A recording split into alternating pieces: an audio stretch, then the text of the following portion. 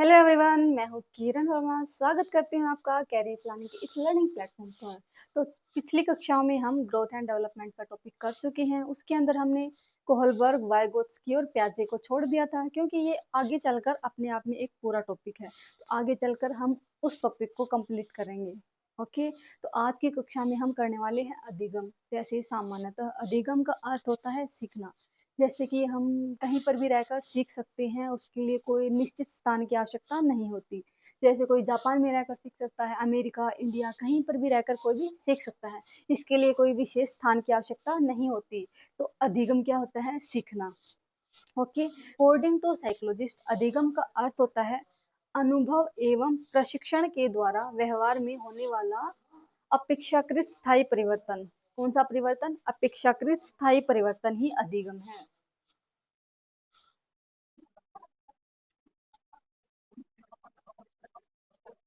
सामान्यतः अधिगम का अर्थ होता है सीखना। सीखना यानी कि अधिगम। ओके, तो अधिगम को हम मनोवैज्ञानिक तरीके से कैसे डिफाइन करेंगे? अनुभव एवं प्रशिक्षण के द्वारा व्यवहार में होने वाला अपेक्षाकृत स्थायी परिवर्तन ही अधिगम है। ये बात किसने बोली थी? गेट्स महोदय, गेट्स ने। ठीक है। अनुभव एवं अनुभव एवं प्रशिक्षण के फलस्वरूप। अनुभव कैसे?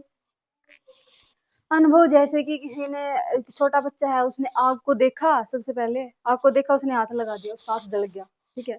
नेक्स्ट टाइम उसको कैसा अनुभव प्राप्त हुआ? पहले कड़वा अनुभव प्राप्त हुआ। फिर उसके बाद उसने फिर से आग देखी, तो आग को देखते ही वो भागने लग गया।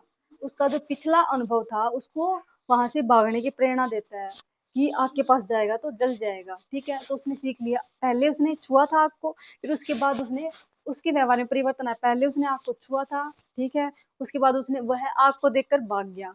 तो उसके व्यवहार में जो परिवर्तन आया वो किसके कारण आया है? अनुभव के कारण।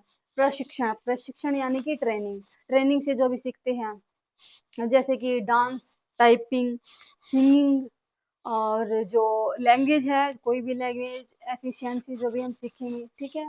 तो प्रशिक्षण के अंदर अनुभव एवं प्रशिक्षण के फलस्वरूप जो व्यवहार का परिमार्जन यानी कि व्यवहार में जो अपेक्षाकृत स्थायी परिवर्तन आता है ना, उसको अधिगम कहते हैं। अपेक्षाकृत स्थायी परिवर्तन कैसे? अपेक्षाकृत स्थायी परिवर्तन का मतलब होता है धारण योग्य परिवर्तन। कौन सा परिवर्तन? इसको हम ये भी बोल सकते हैं धारण योग्य परिवर्तन, यानी कि रिटर्नेबल चेंज। ये खास तरह का चेंज होता है, यानी कि परिवर्तन होता है जो कि स्थायी होता है। ठीक है, ये इसकी कोई समय अवधि नहीं होती। ये रहने को तो स्थायी 6 महीने तक रह जाए या फिर 3 महीने तक रह जाए, इसका कोई पता नहीं होता डायरेक्ट। जो कि जो व्यवहार होता है स्थायी परिवर्तन, अपेक्षाकृत स्थायी परिवर्तन, इसकी कोई समय अवधि नहीं होती।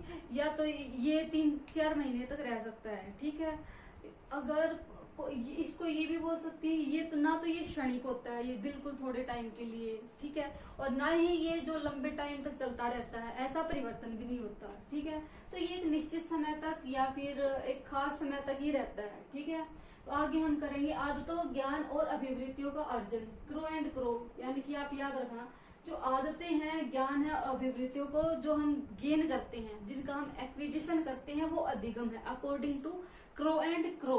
तो क्रो एंड क्रो, इसमें आप 3 बातें याद रखना। इसमें भी 3 वर्ड है, क्रो एंड क्रो। तो इसमें भी 3 बातें हैं, 3 वर्ड है, सॉरी, आदतें, ज्ञान और अभिवृत्तियां। ठीक है, तो इसको, इस डेफिनेशन को आप याद रखेंगे, आदतें, ज्ञान और अभिवृत्तियां। आगे है स्किनर। स्किनर रनर, देखो रनर की आ रही है ना साउंड थोड़ी सी। तो रनर जो होता है वो उत्तरोत्तर भागता रहता है, यानी कि कर्मिक, उसको कर्मिक लगातार भागना पड़ता है। इस रनर का जो कीवर्ड है वो उत्तरोत्तर है और कर्मिक है। अब उत्तरोत्तर और कर्मिक, ठीक है, व्यवहार में उत्तरोत्तर अनुकूलन, लगातार अनुकूल हो व्यवहार में, या फिर कर्मिक सामंजस्य, लगातार वो एडजस्टमेंट करता रहे, वो जो प्रक्रिया है वो स्किनर ने अधिगम की बोली है। ठीक है, गिलफोर्ड, गिलफोर्ड से याद रखना गोलू। गोलू है कोई गिल्ली, गिल्ली या फिर गिल्ली डंडा या फिर आप लगा लो उससे खेल रहा है। ठीक है, गिल्ली डंडा ही खेल रहा है, आप यही लगा लो। ठीक है, उसके कारण किसी का सिर फूट गया, ठीक है, सिर फूटने के बाद उसके कारण सिर फूट गया, ठीक है, तो उस जिसका सिर फूटा उसने फिर उसको 4-5 और रख दिए उसने, ठीक है। तो गोलू के व्यवहार के कारण किसके जिसका सिर फूटा था उसके व्यवहार में परिवर्तन आया, ठीक है, आप याद रखना। पूर्व निर्मित यानी कि पहले के जो व्यवहार से जो व्यवहार के कारण व्यवहार में हुआ परिवर्तन ही क्या है, अधिगम है। गिलफोर्ड से आप याद रखना, गोलू ने किसी का सिर फोड़ दिया था, उसने फिर उसको 4-5 लगा दिए, गोलू के व्यवहार के कारण उसने 4-5 और लगाए, उसके व्यवहार में जो परिवर्तन आया वो अधिगम है गिलफोर्ड के अकॉर्डिंग। सीखना जो है विकास की प्रक्रिया है, यानी कि जो सीखना है वो विकास की प्रक्रिया होती है, ठीक है। Learning is a process of development, किसके अकॉर्डिंग, वुडवर्थ। वुडवर्थ से आप याद रखना गुड अर्थ, गुड अर्थ, गुड अर्थ, ठीक है। इसने अच्छी बात कही है, जो विकास की प्रक्रिया है वो है अधिगम, ठीक है। तो कौन से परिवर्तन जो होते हैं अधिगम नहीं होते, तो हम देखेंगे कौन से परिवर्तन अधिगम नहीं होते। तो जो बीमारी, दवा और परिपक्वता के कारण, दवा के कारण, बीमारी के कारण और जो परिपक्वता है, जो परिपक्वता है उसके कारण जो परिवर्तन आए हैं वो अधिगम नहीं होते। जैसे कि दवाई ले ली किसी ने, दवाई ले ली यानी कि नींद की दवाई लगा लो, ठीक है, तो उसके कारण एक बार तो नींद आएगी, तो उसके कारण जो पहले नहीं सो रहा था उसमें जो परिवर्तन हुआ, सो गया, उसके बाद दवाई लेने के बाद तो जो परिवर्तन आया है वो जो है ना व्यवहार में जो परिवर्तन है वो अधिगम नहीं है, उसमें कुछ सीखा नहीं है, ना ही उसने कुछ किया है, तो वो दवा के कारण परिवर्तन आया है। और बीमारी के कारण पहले वो एक्टिव था, अब वो सुस्त पड़ा है, पहले उसमें स्टेमिना ज्यादा था, व्यवहार में परिवर्तन, पहले स्टेमिना ज्यादा था अब स्टेमिना कम है, पहले स्ट्रॉन्ग था अब वीकनेस है उसके अंदर, पहले शारीरिक रूप से भी अच्छा था, मतलब अच्छा था, ठीक है, एक्टिव दिख रहा था, अभी वो बिल्कुल पैसिवली पड़ा है। तो जो व्यवहार में जो परिवर्तन आया वो बीमारी के कारण परिवर्तन आया है, तो उसको हम अधिगम नहीं कहेंगे, ठीक है, अधिगम परिपक्वता के कारण। और जो परिपक्वता के कारण व्यवहार में परिवर्तन आता है उसको हम अधिगम नहीं कहेंगे। जो परिपक्वता होती है वो एक नेचुरल प्रोसेस है, जो जन्म से लेकर एक निश्चित समय तक, यानी कि जब तक मांसपेशियों का विकास नहीं हो जाता तब तक परिपक्वता की जो प्रक्रिया है वो चलती रहती है, ठीक है। परिपक्वता की जो प्रक्रिया है वो नेचुरल होती है, इसमें कोई भी जो व्यवहार के अंदर जो परिवर्तन आएगा उसको भी हम अधिगम नहीं कहेंगे। पेपर में पूछ ले कौन सा परिवर्तन अधिगम नहीं है, अधिगम नहीं है, दवा के कारण, बीमारी के कारण और परिपक्वता के कारण, तो इनके कारण जो व्यवहार में परिवर्तन आया है वो अधिगम नहीं है। हमने देखा कि इसमें कोई भी बच्चा कुछ सीख नहीं रहा, ना ही वो कुछ अपने खुद से कुछ कर रहा है, ठीक है, तो ये परिवर्तन नहीं है। किसके द्वारा अधिगम होता है, अधिगम होता है अभ्यास या फिर प्रशिक्षण या फिर अनुभूति। सीखने को तो हम 4-5 महीने ट्रेनिंग करें तो भी सीखते हैं, ठीक है। जैसे कि अभ्यास के द्वारा बच्चे को हम वर्णमाला सिखाते हैं, तो पहले हम क ख ग ढ लिखते हैं, फिर उसके बाद बच्चा अभ्यास करते जाता है, और उसके बाद वो जैसे जैसे उसका अभ्यास में पहले ज्यादा गलतियां करता है, और गलतियां करने के साथ साथ जो अनावश्यक चीजें हैं, अनावश्यक जो गलतियां हैं वो कम होती जाती हैं, और जो सही क्रियाएं करता है वो ज्यादा ठीक होती जाती हैं। तो जो अभ्यास करता है तो उसमें प्रयास और त्रुटि के द्वारा सीखता है, अब प्रयास और त्रुटि के द्वारा सीखता है, ठीक है। अभ्यास हम ये भी बोल सकते हैं डांस में भी अभ्यास करके ही उसमें फिनिशिंग आती है, या फिर ये भी आता है, एक थॉट भी आता है, practice make a man perfect, ये भी आता है कि जो अभ्यास है, अभ्यास करने से व्यक्ति जो है उसकी दक्षता में जो फिनिशिंग आती है, सिंगिंग में जितना सिंगिंग का अभ्यास करेगा उतनी उसकी जो साउंड है लयात्मक बनेगी, डांस करेगा उतनी ज्यादा उसमें जो स्टेप्स हैं उसमें फिनिशिंग आएगी, ड्राइविंग जितनी ज्यादा ड्राइविंग करेगा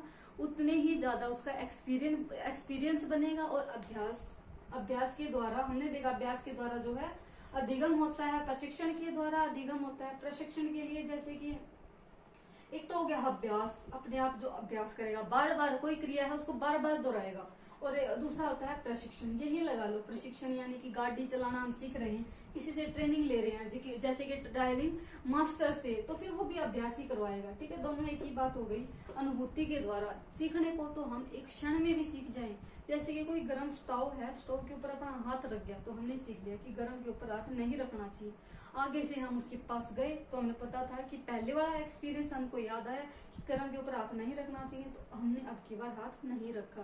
या फिर कोई छोटा बच्चा है, आग के पास गया, उसने आग को हाथ लगा दिया फर्स्ट टाइम में, फ्रेश माइंड है उसका, आग के ऊपर हाथ लगा दिया तो फिर उसका हाथ जल गया तो उसको कड़वा अनुभव प्राप्त हुआ। दूसरी बार जब वो आग के पास गया तो वो जो आग के पास गया तो उसने हाथ नहीं लगाया और वो आगे से जो आग के पास से भाग गया। भागने का जो पहले वाला एक्सपीरियंस है उसने उसको आग के पास से भगा दिया, यानी कि पहले जो परिवर्तन था आग के पास के, उसके बाद वो भाग गया, वो परिवर्तन आया, वो क्या है, व्यवहार में परिवर्तन आया, अधिगम है। उसने सीख लिया कि जो गर्म चीज है उसके पास नहीं जाते, उससे हाथ जल ही सकता है अनुभूति के द्वारा। ठीक है, तो आगे हम करेंगे अधिगम की विशेषताएं। अधिगम जो होता है सार्वभौमिक होता है, अमेरिका, जापान, ब्रिटेनिया, हम कहीं पर भी जाकर सीख सकते हैं। अधिगम जो होता है वो एक्टिवली होता है, हम एक्टिव रहेंगे तभी हम अधिगम सीख सकते हैं। अगर किसी को नींद आ रही है तो भी उसको कुछ समझ नहीं आएगा, अगर कक्षा चल रही है उसकी।